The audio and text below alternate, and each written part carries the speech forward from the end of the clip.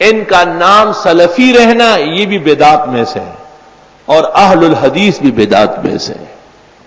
اس کا کوئی ثبوت نہیں کہ جماعت صالحہ کو اہل الحدیث کہا گیا ہے۔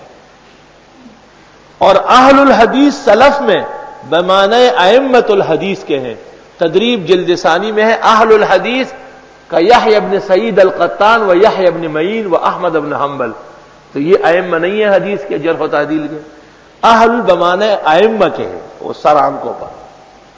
اہل الحدیث طویلۃ اعمارہم ووجوہہم بدعاء النبی منضرہ، وہ علماء حدیث ان کی عمریں بھی خوب تھی اور ان کے چہرے بھی رسول اللہ کی دعا کی برکت سے چمکتے تھے۔ وسمعت من بعض المشائخ انہم، میں نے بعض بزرگوں سے سنا ہے، ارزاقہم ایضاً بہ متکثرہ، کہ ان کی روزی بھی بہت وافر ہوتی ہے۔ جس مدرسے میں دورہ حدیث نہ ہو سب کام ادھورا، سب کام کچا۔ جب دورہ حدیث ہو بشرطی کہ حدیث کے طرز پر پڑھا ہے۔ وہ ایک مدرسے میں ہم گئے، مجھے کہا آؤ ختم بخاری کر لو، چلے گئے ہم۔ جب چلا گیا شیخ الحدیث صاحب بڑے غمگین بیٹھے تھے۔ میں نے کہا خیریت کیا ہے؟ طلباء گم ہو گئے۔ میں نے کہا کیا ہوا؟ کہ بس صبح نکلے ہیں ابھی تک نہیں آئے۔ یہ دور حدیث ہے۔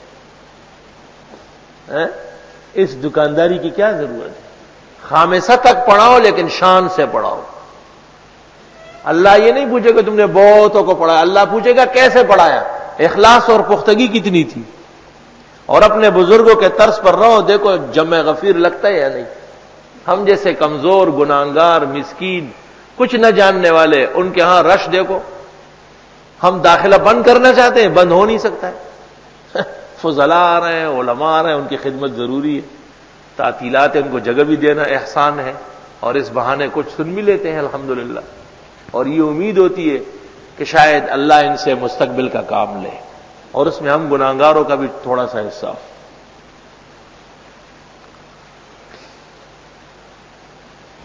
تعداد کی ضرورت نہیں، استعداد چاہیے، لیکن اصل اتباع اپنے بزرگوں کی ضروری ہے۔ اللہ نے وعدہ کیا ہے کہ جو ان کے طریق پر چلے گا رب العالمین ان کی امداد فرمائے گا۔ اہل الحدیث طویلۃ اعمارہم ووجوہہم بدعاء النبی منضرہ، وسمعت من بعض المشائخ انہم ارزاقہم ایضاً بہ متکثرہ۔